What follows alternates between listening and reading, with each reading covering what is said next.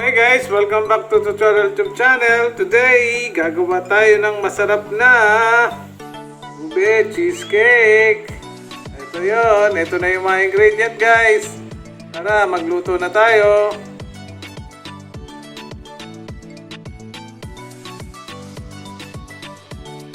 So, una muna natin gagawin ay ilalagay natin yung ating butter. 3/4 cups na butter. Yan.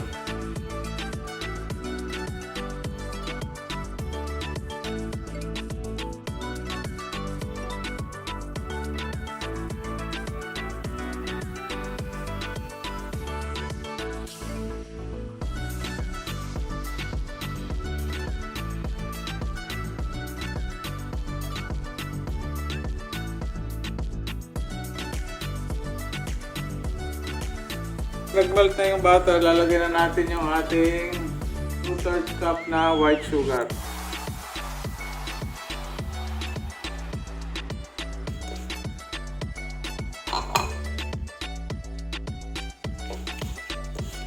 So, gamitan muna natin siya ng spatula, saka natin siya i-mixer.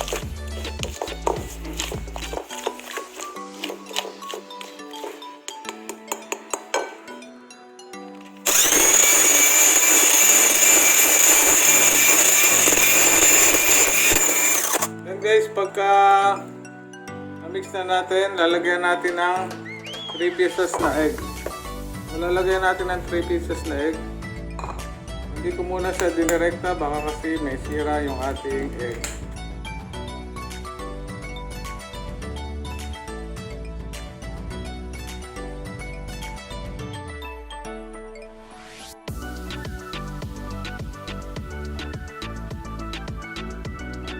So, i-mix natin yung ating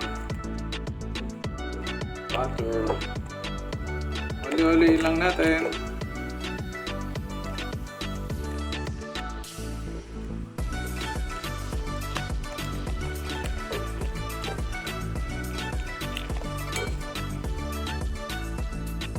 Then after that, yung 1 can condensed milk, lalagyan na natin.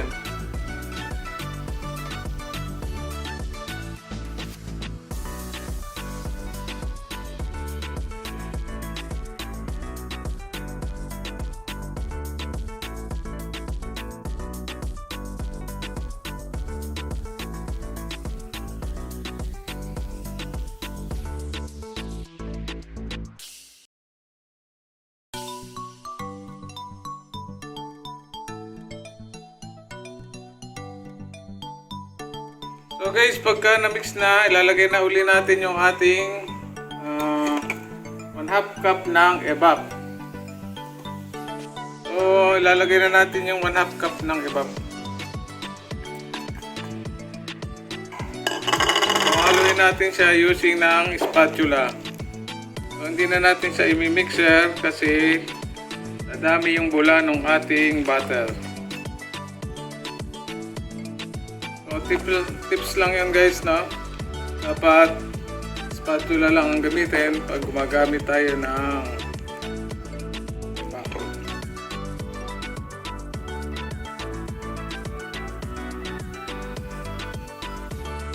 So, after nito guys, ilalagay na natin yung ating 3 cups all-purpose flour. So, maglalagay na tayo ng 3 cups ng all-purpose flour. Isi-sieve natin siya, no?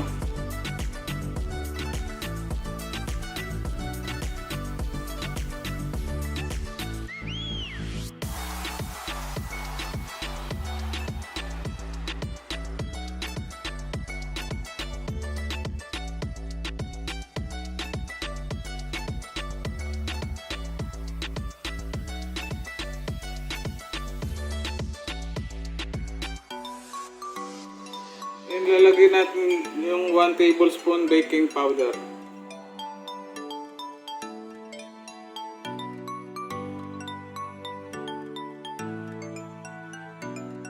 And then 1/2 teaspoon ng salt.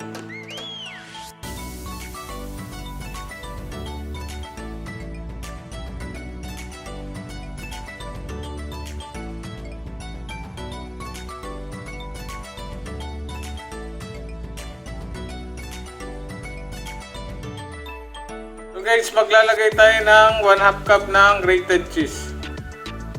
Yan.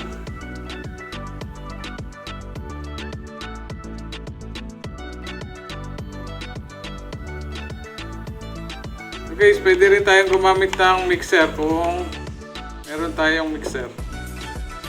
So gagamitan ko na siya ng mixer para mas mabilis.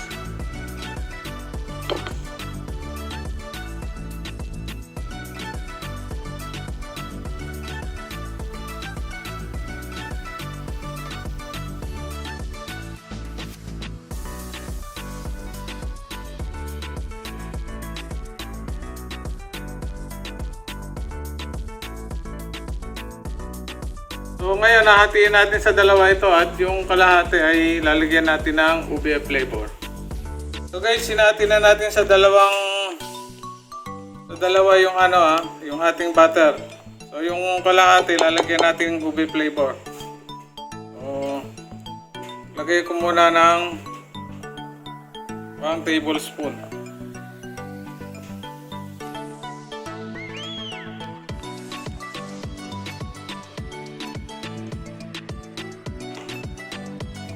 Haluin natin.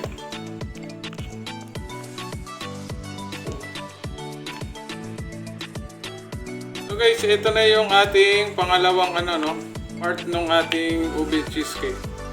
So, lalagyan na natin ang ube flavor.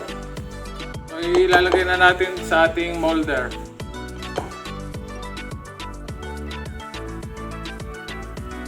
So guys, yan, lalagyan natin ng 1 tablespoon. Yan.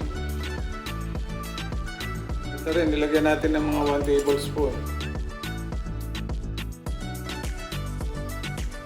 And then, maglalagay ulit tayo.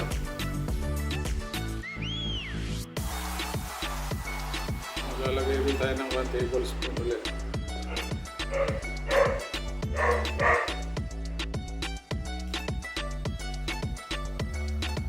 Papatupatungin lang natin, no? Para dun sa pinaka-design niya, no?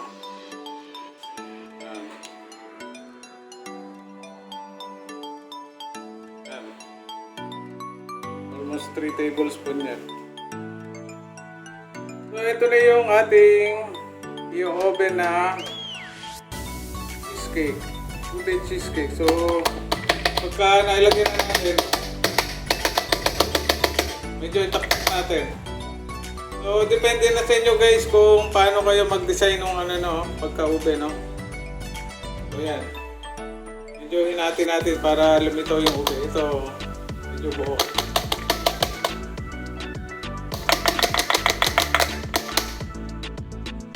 So, guys, lalagyan din natin ng cheese sa ibabaw yung ating cheesecake.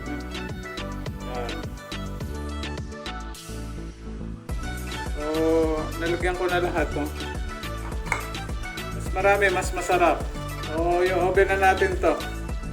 Guys, yung oven natin siya ng 180 degrees ng 20 to 25 minutes.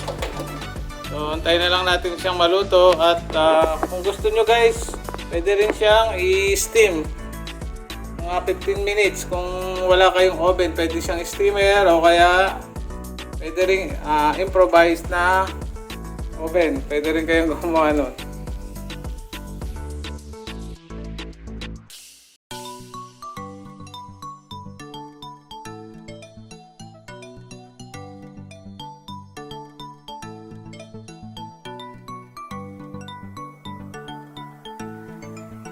So guys, ito na yung ating nalutong ube cheesecake. So, ayan. Medyo nag-brownish na yung kulay ng ating ube cheesecake. So, hanguin na natin.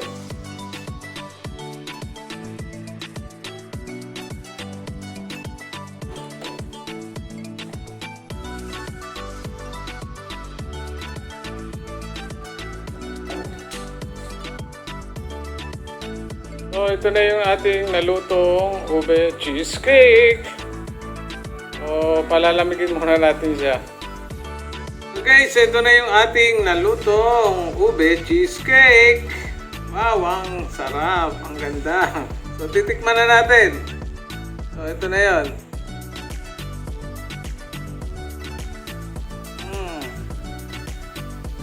Ayan o. Lambot. Ube.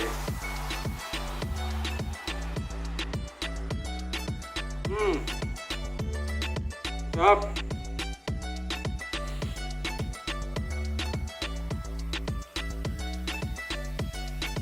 Masarap ng ube cheesecake. So guys, pwede nyo rin itong lagyan ng iba-ibang ano rin, no? Sa ibabaw kung gusto nyo, yung mga icing.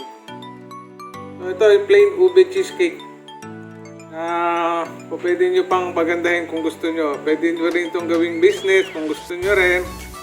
At masarap na merienda, pambaon, sa office o sa school man. So guys, kung meron kayong bagong natutunan sa video na ito, please like and subscribe to my YouTube channel. At thank you nga pala dun sa mga subscriber ko. Ingat po kayo. God bless po. So,